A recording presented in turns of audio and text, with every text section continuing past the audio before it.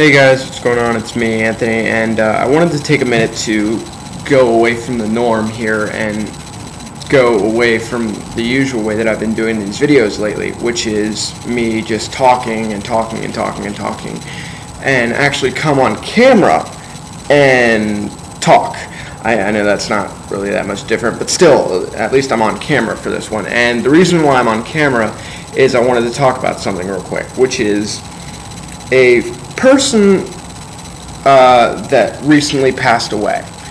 Now, this person, I wish I could say was a friend of mine. I really do. I really wish I could sit back and say I knew this person and we talked and it was fun and all that sort of stuff. But unfortunately, I didn't get a chance to know him.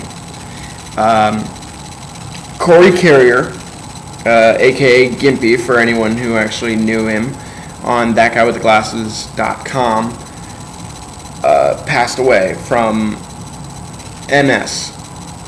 And many Americans suffer from MS, and it's very, very debilitating, and we really need to do more research when it comes to that. So, what is going to be happening, and I'm sorry that I'm very stumbling lately, but I'm doing this off the cuff. What a bunch of people that knew Corey and were friends with him and cared about him deeply decided to do was they decided to hold a telethon, or a fundraiser I should say, actually, because it won't be on television, it'll be online. What they decided to do was they decided to do this fundraiser, and it will be held at a date later to be determined. We still have not worked out all the details on that yet, but more information can be found at rememberingcorey.com. And if you want to check the link, I will have it actually right here. It'll be right there. Yes. So right across the screen, we'll have my link. And for anyone that feels like it, please come to that site. More updates will be happening frequently as they arise. And I just ask that if you would please do me a very big favor and just tell people about this. Spread the word, make it known what's going to happen, because all the proceeds to this are going to a Tucson, Arizona research development for association that deals with MS, and which is obviously where Corey was from, Tucson, Arizona. So Corey Carrier will rest in peace to everybody that knew him and cared about him. And I really am upset that I didn't get a chance to meet him and know him, because I'm sure I would have probably had a blast to know him. So anyone who wants to know about more information, go to the website, check it out, and updates will be going on frequently. And that's all I want to say right now. So please enjoy my video now as I do my review. This has been taking me a little time, but I just wanted to say that real quick. Now on to my video. So thanks guys, and I'll talk to you guys another time.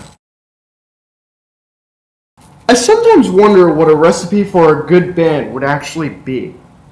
Where one person can say something is a great idea, another can turn around and say it's the biggest piece of monkey crap they've ever heard. It's all up to the band to release their stuff and let the audience be the judge. Outside interference has caused many untalented artists, and I use that term loosely, to gather fame. This has never been truer than with the Irish band The Answer.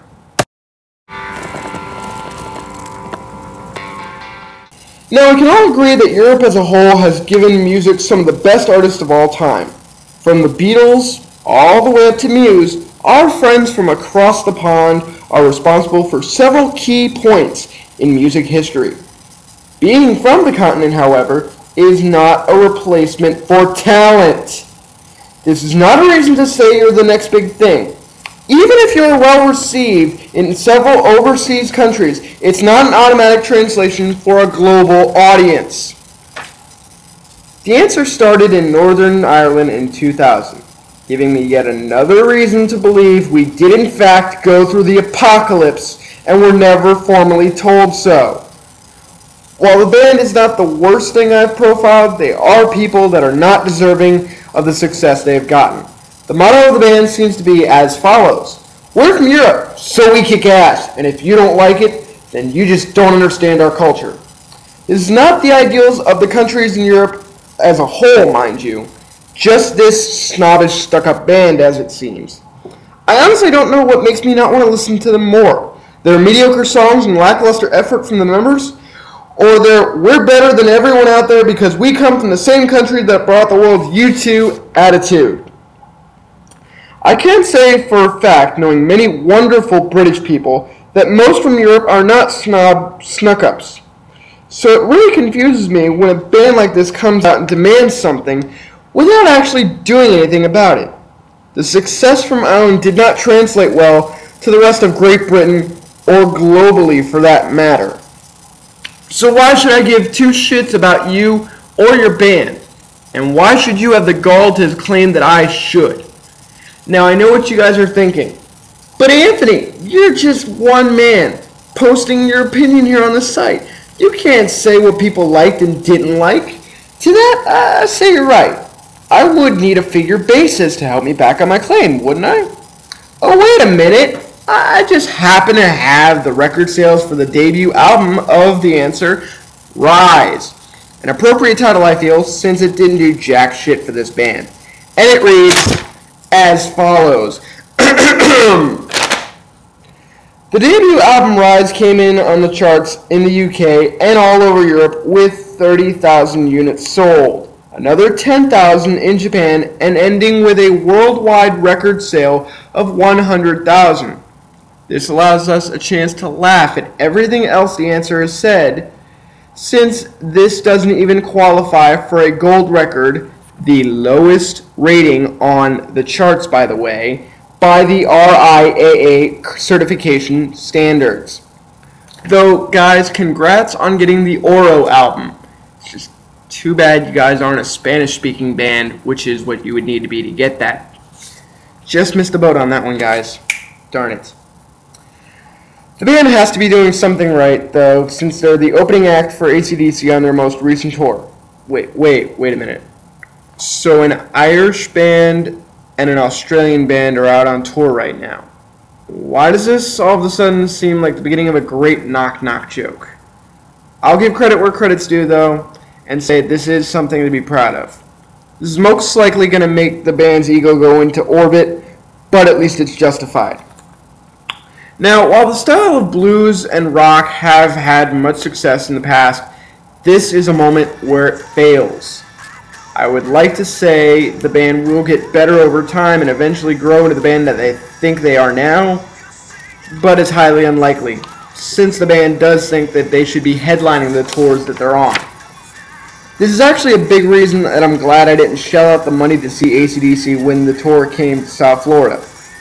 The one thing that will annoy me more than a bad band is a bad band followed by a great one. My suggestion to all you AC/DC fans out there, if you're going to go see them in the next coming months, either go to the bathroom during The Answer or get your merchandise shopping done early. For now, I leave you with one final thought.